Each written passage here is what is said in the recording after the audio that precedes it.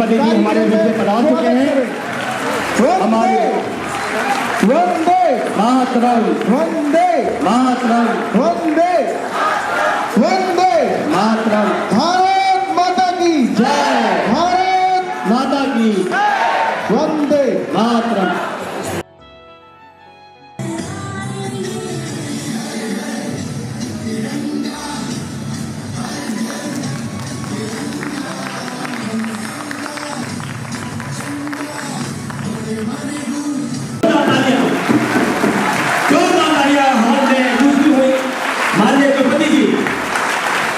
सबसे पहले आज ये जो कार्यक्रम है, हम जिस देश में आज खड़े हैं, जिस मिट्टी पर खड़े हैं, हम सभी लोग दोनों हाथ उठाकर बोलेंगे भारत माता की जय, भारत माता की जय, भारत माता की जय। बहुत बढ़िया, सुंदर।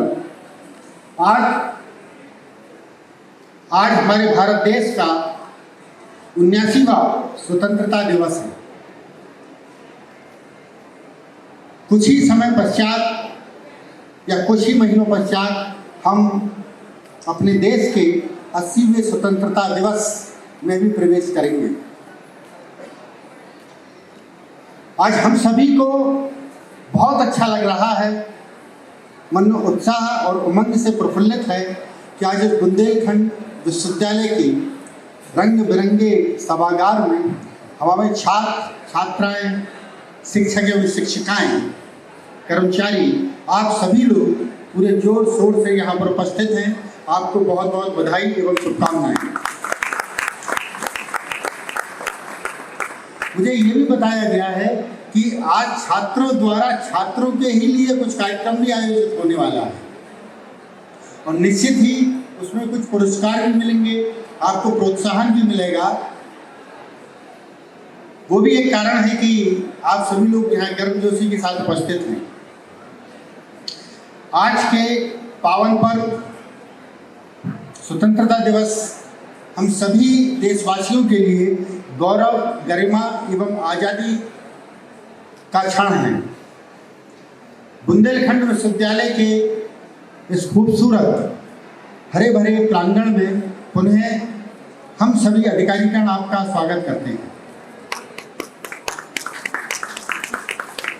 इस अवसर पर उपस्थित हमारे कुल सचिव श्री राज बहादुर जी, वित्त अधिकारी प्रमोद कुमार सिंह जी, हमारे सभी फैकल्टीज़ के डीन्स, सभी professors, associate professors, assistant professors, हमारे विश्वविद्यालय के समस्त कर्मचारी,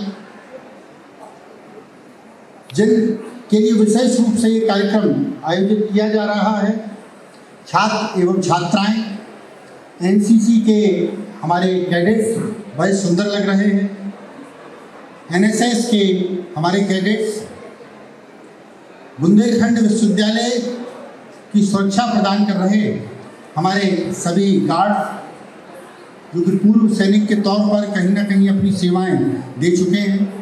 विश्वविद्यालय प्रांगण को हर समय साफ सुथरा बनाने की जिम्मेदारी निभाते हैं सभी सफाई कर्मचारी और ऐसे सभी लोग जो कि डायरेक्टली या इनडायरेक्टली बुंदेलखंड विश्वविद्यालय के विकास, उसकी ग्रोथ में कहीं ना कहीं शामिल हैं, या तो शामिल हैं या वो अपनी दुआएं देते हैं।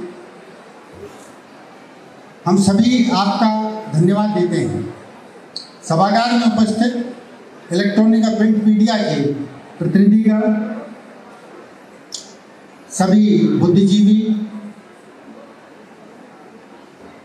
और सभी उपस्थित गणमान्य नागरिक, सर्वप्रथम आप सभी को 79वें स्वतंत्रता दिवस की हार्दिक शुभकामनाएं।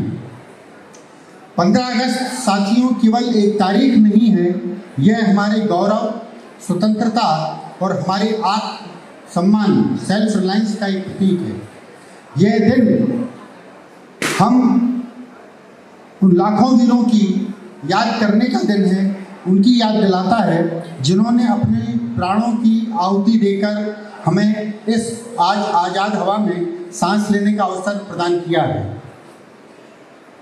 बुंदेलखंड विश्वविद्यालय के हम सभी लोग उन सभी राष्ट्र नायकों, वीरों, शहीदों, स्वतंत्रता संग्राम सेनानियों को याद करते हैं, उनको श्रद्धा सुमन अर्पित करते हैं, उनको नमन करते हैं। पुनः कवि प्रदीप की कुछ पंक्तियां हैं जो हर देशवासी के दिल और दिमाग में बसी हुई हैं।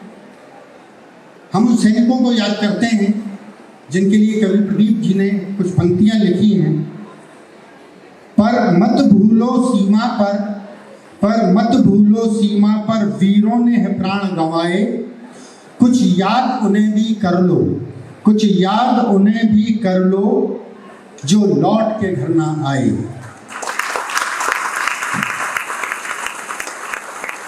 है मेरे वतन के लोगों जरा आंख में भर लो पानी, जो शहीद हुए हैं उनकी जरा याद करो कुर्बानी।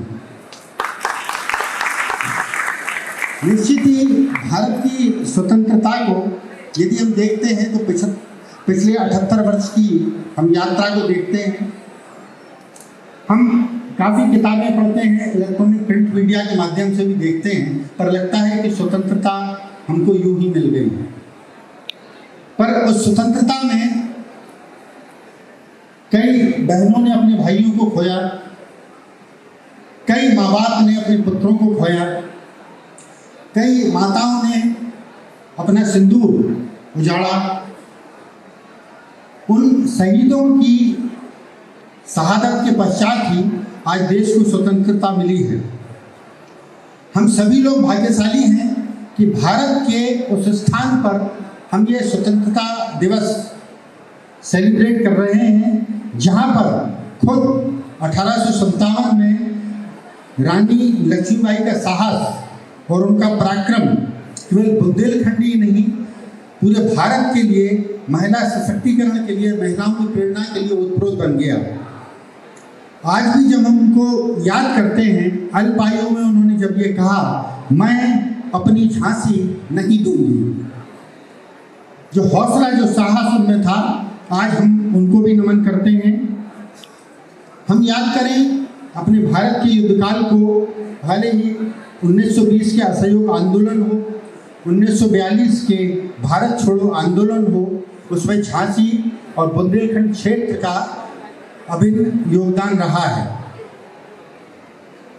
आज हम जब आने वाले समय में 8 दशक पूरे करेंगे, जब 80वां वर्ष स्वतंत्रता दिवस को मनाएंगे, तो निश्चित ही हम अपने भारत को एक नए भारत के रूप में देखेंगे, जो कि एक शक्तिशाली भारत होगा।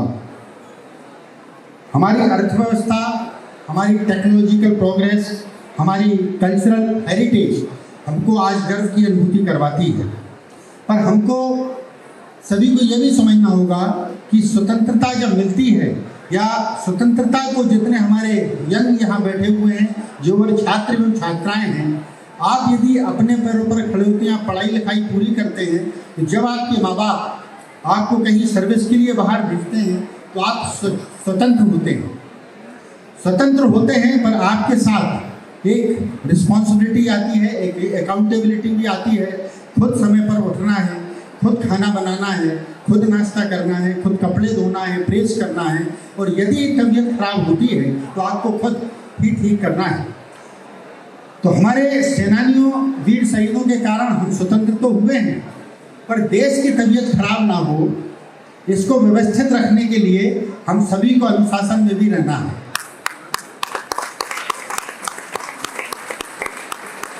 स्वतंत्रता और देश को माननीय प्रधानमंत्री जी के नज़रों में विकासशील से विकसित राष्ट्र बनाना है। यदि आप एक 18-19 साल के हो और आपको अपनी प्रतिरोधक क्षमता मजबूत करना है, तो आपको इम्यूनिटी बढ़ाना है, विटामिन सी लेना है। उसी प्रकार देश को यदि विकसित राष्ट्र बनाना है, तो हम टेक्नोलॉजी के माध्यम से बना सकते हैं, सामाजिक समानता के माध्यम से बना सकते हैं, समावेशी विकास, होलिस्टिक डेवलपमेंट के माध्यम से अपने देश को आगे ले जा सकते हैं। और 2047 में हम जो विकसित भारत की परिकल्पना कर रहे हैं, हमारे प्रधानमंत्री जी कर रहे हैं, उसको हम एक साकार रूप दे सकते हैं।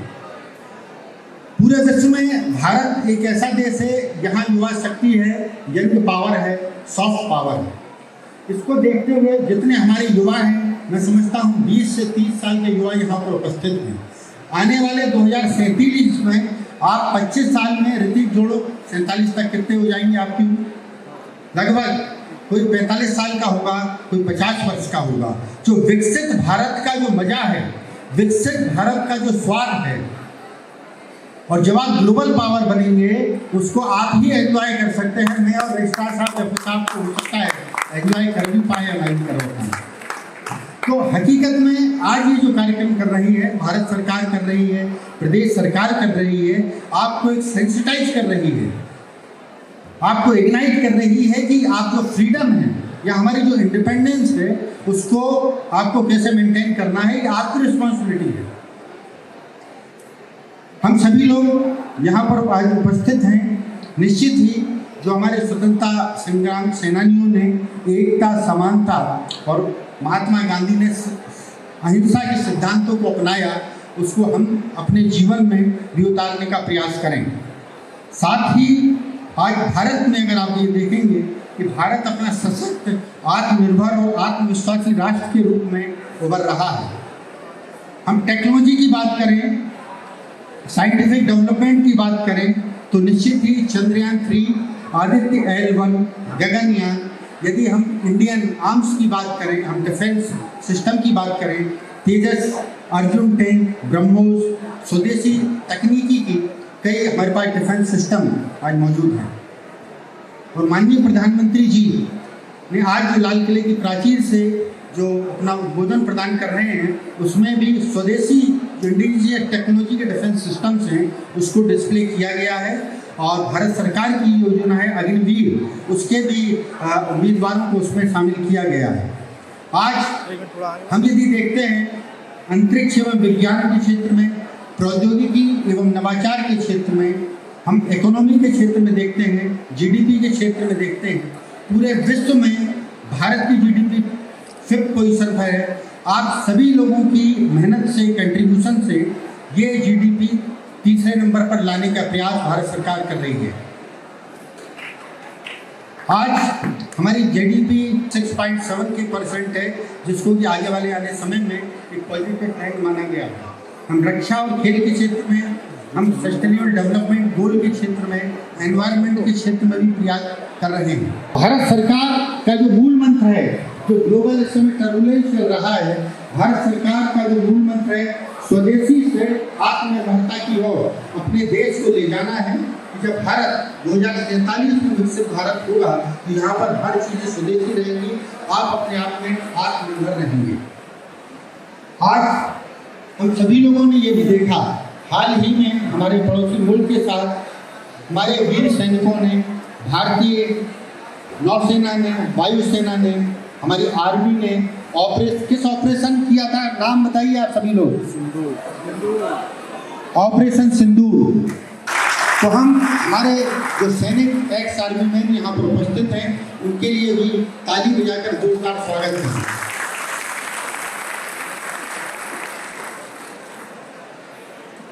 निश्चित ही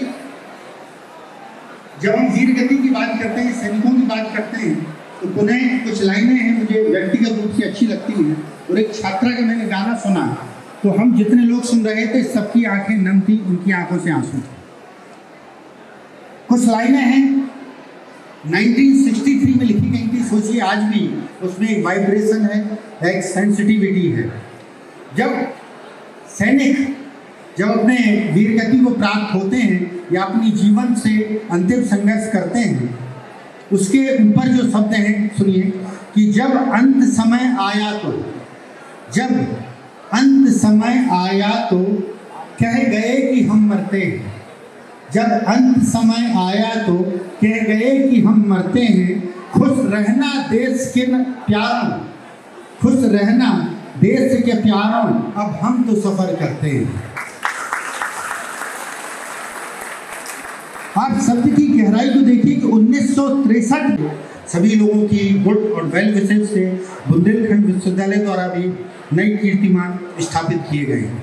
हम अपने कैंपस को बोलते हैं सुंदर और उत्कृष्ट प्रांगण। सुंदरता हम चारों तरफ नजर घुमाते हैं तो आपको हरे हरे पेड़ देखते हैं। उत्कृष्ट कैंपस इसलिए बोलते हैं कि we have achieved the academic excellence with your support and cooperation in the premises of the Bundelkhand university.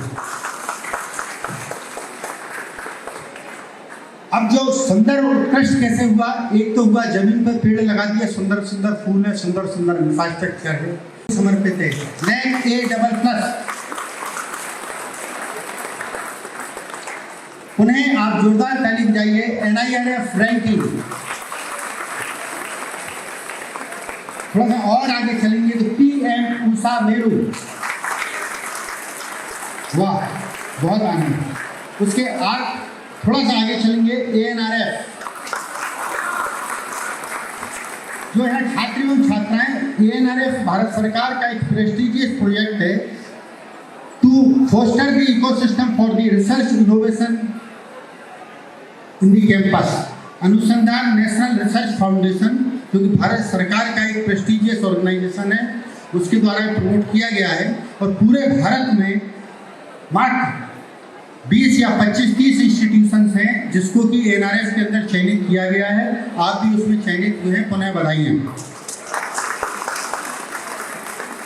पूरे भारत में एक और अचीवमेंट है कि यूनिवर्सिटी ग्रांट कमीशन द्वारा कैटेगरी 1 एक टैग दिया जाता है, ग्रेडिंग दी जाती है। इसमें बुंदेलखंड विश्वविद्यालय इस कैटेगरी 1 के बाद पूरे भारत के अग्रणी 30 विश्वविद्यालयों की श्रेणी में आ गया है। पुनः बधाइयाँ। हम ग्लोबल लेवल की बात करते हैं। पूरा भारत 78 वर्ष पूर्ण करके 79वें वर्ष में प्रवेश किया है। हम भी 50वें वर्ष में प्रवेश 26 अगस्त 2025 को कर रहे हैं। गोल्डन जुबली सेलिब्रेशन है, स्थापना दिवस का है। कई कार्यक्रम आयोजित किए जा रहे हैं जो कि छात्र एवं छात्राओं द्वारा किए जा रहे हैं। 27 अगस्त को बुंदेलखंड विश्वविद्यालय का 30वां दीक्षांत समारोह है जिसमें कि महामहिम कुलाधिपति महोदया एवं DRDO के डायरेक्टर जनरल DG मैडम भी आ रही हैं। माननीय मंत्री जी भी इसमें उपस्थित रहेंगे। उन सब की तैयारियों में भी आप सभी का सहयोग चाहिए।